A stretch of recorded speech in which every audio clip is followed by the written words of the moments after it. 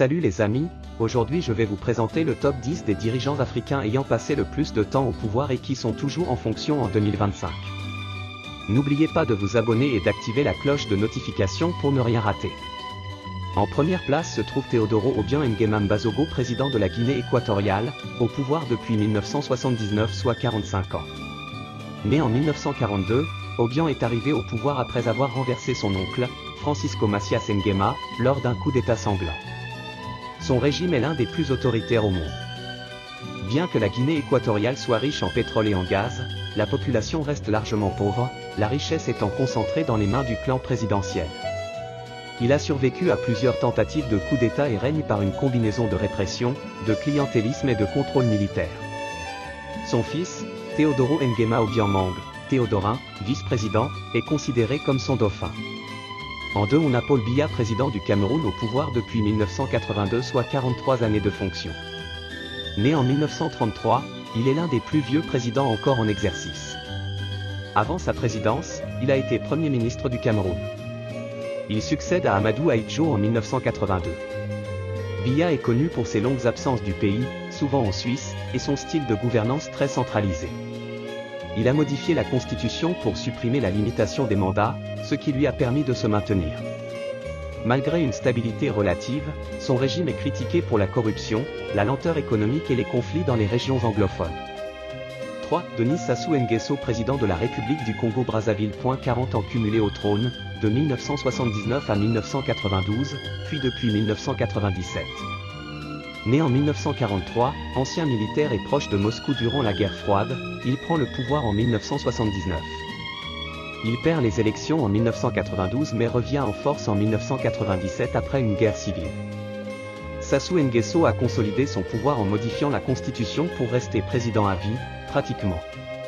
Il est critiqué pour son népotisme et l'accaparement des ressources pétrolières du pays.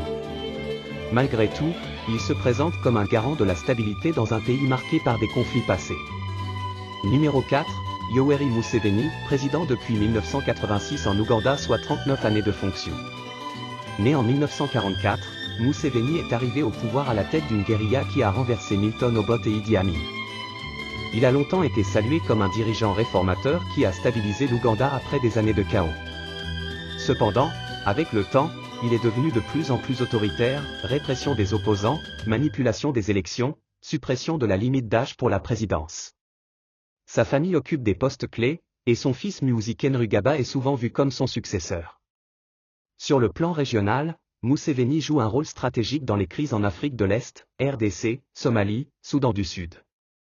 En 5 se trouve Isaias Afwerki, chef d'État de l'Érythrée depuis 1993, ce qui équivaut à 32 années de gouvernance. Né en 1946, il est le père de l'indépendance de l'Érythrée, obtenue après une guerre de 30 ans contre l'Éthiopie. Depuis, il n'a jamais organisé d'élection nationale et dirige le pays d'une main de fer. Le service militaire et civil en Érythrée est obligatoire et indéfini, ce qui pousse des milliers de jeunes à fuir chaque année.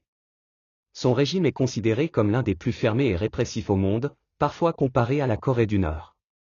Sur le plan diplomatique, il joue un rôle dans la Corne de l'Afrique, notamment dans ses relations complexes avec l'Éthiopie. En 6e position on a Ismaïl Omar Guelleh, chef de la Djibouti depuis 1999 soit 25 ans au pouvoir.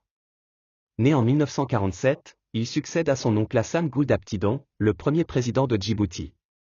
Son petit pays est stratégique car il abrite des bases militaires de grande puissance, États-Unis, France, Chine, Japon. Guelleh a transformé Djibouti en une plateforme logistique majeure pour la région, grâce au commerce et aux ports.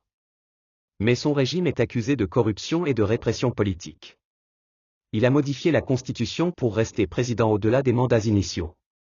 7. On a Paul Kagame, perçu comme le sauveur du Rwanda car il est reconnu pour avoir transformé le Rwanda en un pays relativement stable, moderne et attractif pour les investisseurs.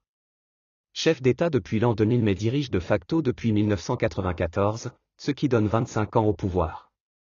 Né en 1957, Kagame était le chef militaire du Front patriotique rwandais, FPR, qui a mis fin au génocide en 1994. Il devient officiellement président en 2000. Est reconnu pour avoir transformé le Rwanda en un pays relativement stable, moderne et attractif pour les investisseurs. Cependant, ses élections sont largement contestées, il obtient souvent plus de 90% des voix. Son régime est critiqué pour la répression des opposants, l'emprisonnement ou l'exil forcé des journalistes et militants. Et en 8e position Mswati III, celui-ci est un monarque, non président. En fonction depuis 1986, donc 38 années passées sur le trône. Né en 1968, il est monté sur le trône à 18 ans, après la mort de son père, Sobhuza II. Eswatini est l'une des dernières monarchies absolues au monde. Mswati III contrôle directement l'économie et la politique. Il est connu pour son train de vie luxueux, ses nombreuses épouses et la répression des mouvements démocratiques. Malgré la petite taille du pays, son pouvoir reste très contesté par la société civile et la diaspora. Merci de nous avoir suivis jusqu'à la fin et on se dit à la prochaine pour une nouvelle vidéo.